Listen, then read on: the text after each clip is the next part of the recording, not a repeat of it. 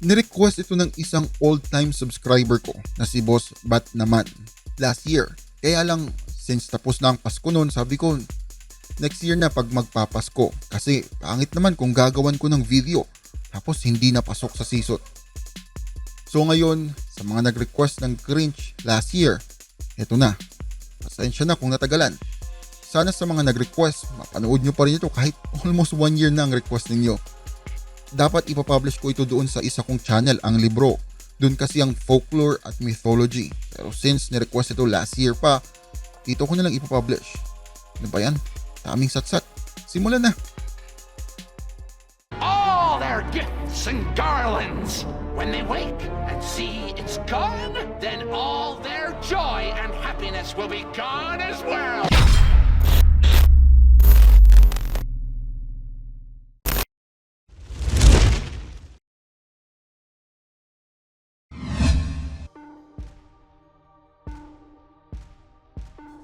Ang Grinch ay mula sa librong How the Grinch Stole the Christmas na ginawa ni Theodore Giselle o mas kilala sa tawag na Dr. Seuss. Fun fact pala, it's not Dr. Seuss, it's Dr. Seuss. How do you guys pronounce it? Dr. Seuss. Dr. Seuss. And that's really what it's come to be, but originally his real name is Seuss, Dr. you Seuss. don't even- Little thing, a poem to remember this by. You're wrong as a deuce and you shouldn't rejoice. You're calling him Seuss, he pronounces it Seuss. Ang libro ay pinublish noong 1957, pero bago pa ito mapublish bilang isang libro, ang Grinch ay unang lumitaw sa illustrated poem ni Dr. Seuss na pinamagatang The Hubbub and the Grinch na pinublish noong 1955.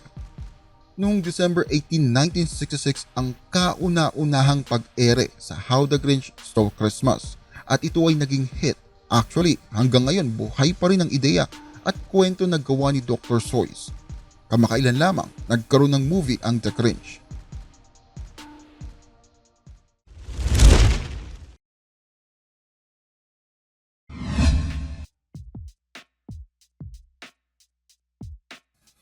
Pamilyar na tayo na ang kulay ng Grinch ay green, lalo sa mga bagong palabas.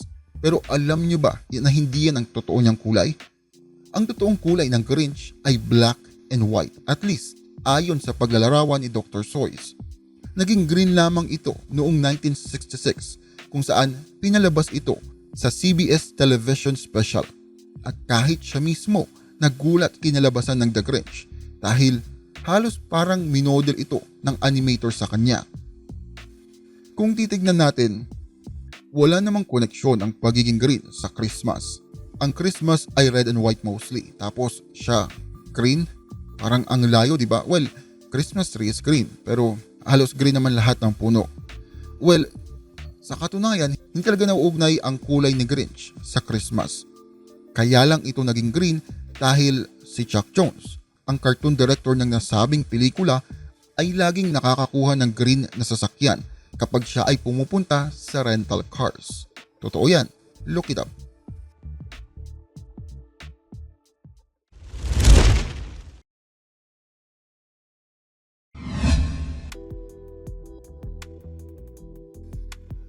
Ang Whoville ay isang fictional town na ginawa ni Dr. Seuss para sa kanyang librong Horton Hears a Who at How the Grinch Stole the Christmas. Ang mga inhabitants dito o yung mga nakatira ay tinatawag na mga Whos, as in sino. Ang Whoville ay isang maliit na mundo lamang, parang isang syudad, pero ang maliit na syudad na ito ay isang buong mundo ng mga Whos. May dalawang bersyon ang Whoville. Ang isa ay nakalagay sa snowflake, habang ang isa naman ay isang alikabok.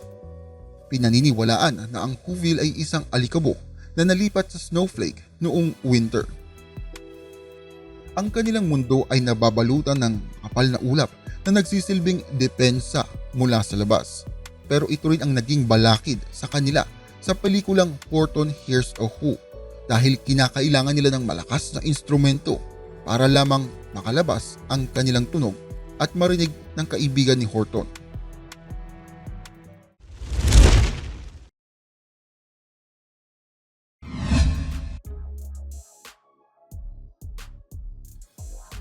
So, bakit nga ba ayaw ni Grinch ng Christmas?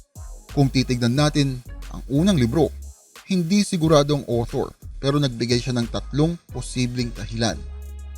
He had shoes that were too tight, his head wasn't screwed on right, or maybe his heart was 2 sizes too small.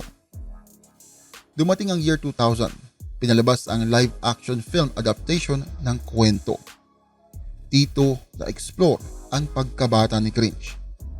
Ayon sa kwento, si Grinch ay kasama ng mga Who's, ito yung tawag sa kanila. Dahil iba ang kulay ni Grinch, siya ay nabully nung bata pa. At dahil dito, nagkaroon siya ng hinanakit sa mga Who's. Now, let's go back to the original book. Dito kasi sinabi na ang mga Who's ay mga maiingay, kaya naiinis si Grinch dito. At lahat sila ay kumakanta, hawak-hawak ang kamay ng bawat isa. Ayon pa sa kwento, tiniis ni Grinch ang ganitong sistema for 53 years.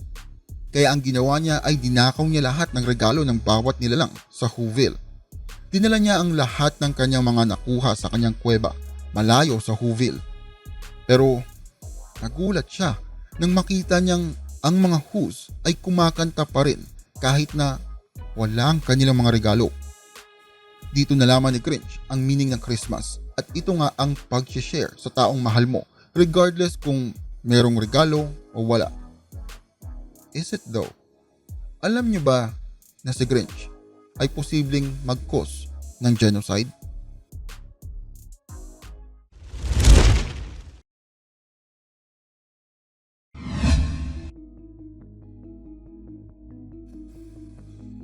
Ang Grinch, as we know it, ay kulay berde.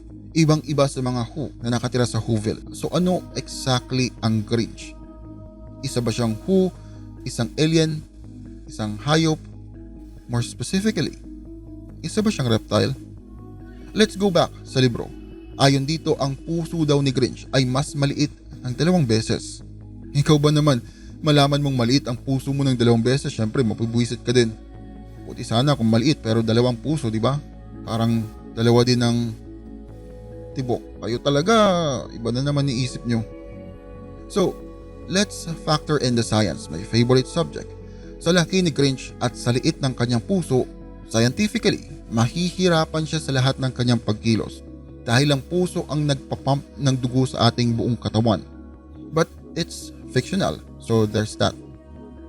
Ngayon, pumunta naman tayo sa last part ng kwento. Sabi, lumaki daw ang puso ni Grinch 3 beses nung araw na yon. At itry nyo i-google kung anong hayop ang lumalaki ang puso. That's right, ito ay ang ahas. Specifically, ang mga pythons. You see, kaya nilang kainin ang mga hayop na mas malaki pa sa kanila at para ma-accommodate ang pag-pump ng sugars, proteins at iba pa, ang puso nito ay lumalaki. Now, we go back to the Grinch. Lumaki ang puso niya at the end of the story. Sabi dahil dito niya nalaman ang tunay na kahulugan ng Christmas. Is it? O baka naman handa na siyang kumain at ang kanyang puso ay lumaki para i-accommodate ito. Padar tayo ng padar ka.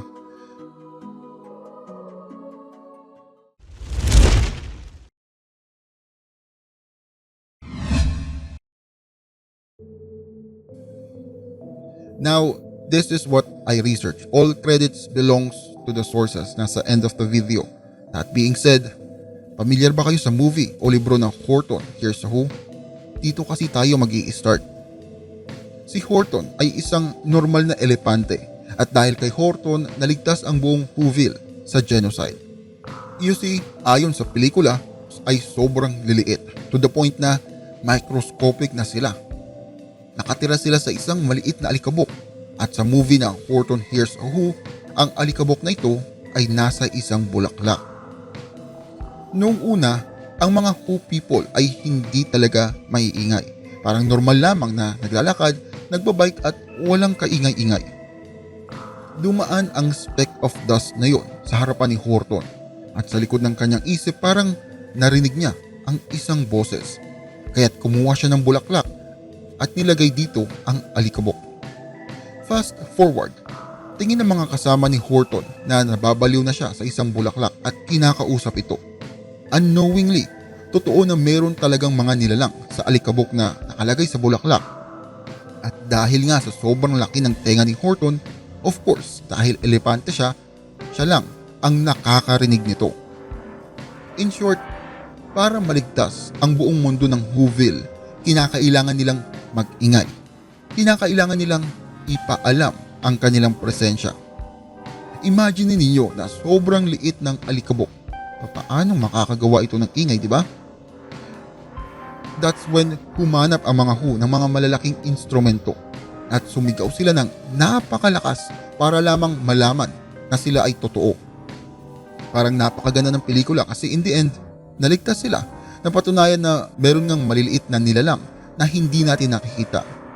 Pero, what if tumigil sila sa pag-iingay? Now you see where I'm going? Now let's go back to the Grinch. Ayon sa paglalarawan ng Grinch, sobrang ingay ng mga Who at hindi lang isang araw ang kanilang pag-iingay. No. Diba sabi ni Grinch, 43 years niyang tiniis. 43 years sa universe nila yan ha. Hindi sa atin. Who knows, baka nga 1 year nila 1 hour lang sa atin. Nonetheless, we know, base sa statement na sila ay may ingay all year round.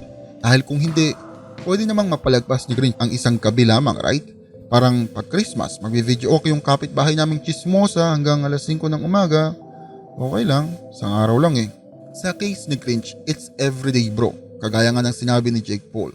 It's everyday, bro. I said it's everyday, bro. Kaya lang, pag Christmas, ito yung sobrang ingay nila kasi lahat sila kumakanta, lahat sila nag-iingay. Kaya marahil, tumira siya sa bundok, malayo sa Whoville. Now, let's go back to the movie. Sa movie, makikita natin na mayroong mga malalaking tubas, mga drums, at kahit ang mga bata ay mayroong regalo na nakakagawa ng ingay. Now, let me ask you, tingin nyo kaya sila kumakanta ay dahil sa Christmas? Dahil magkakasama ang mga pamilya nila? O kaya sila kumakanta at nag-iingay para sa kanilang buhay? Dahil hindi nila alam kung kailan sila itatapon o matatakpan. O worst case, mapupunta sa tubig at sila ay malulunod. Kaya kinakailangan nilang mag-ingay. Ito rin marahil ang dahilan kung bakit matapos manakaw ni Grinch mga regalo ng bawat isa, patuloy pa rin sila sa pagkanta. Dahil buhay nila ang kapalit. May mga nag-argue na ito raw ay magkaiba. Iba ang mundo ng Whoville ni Horton at ang Whoville ni Grinch. Pero the similarities are uncanny. Halos parehas ang kanilang structure. Isa pa, parehas na mundo ay maliit lamang. Kay Horton, isang alikabok at kay Grinch naman, nasa snowflake sila. Could it be na ang alikabok na kay Horton ay napunta sa snowflake, bridging the two stories? At ang pagkakaiba ng mga kapaligiran ay indikasyon na matagal na taon na din silang nakasurvive? If that's the case, then genocide nga ang gustong mangyari ni Grinch. Ay, grabe. Sobrang dark naman ito. Kung nagustuhan ninyo ang video, huwag kalimutang i-like at pakishare na rin para dumami tayo dito. Kukunti na lang mga gremlin followers eh. Kailangan padamihin natin sila. Maraming salamat sa panonood. Sana ay may bago kayong natutunan sa video na ito.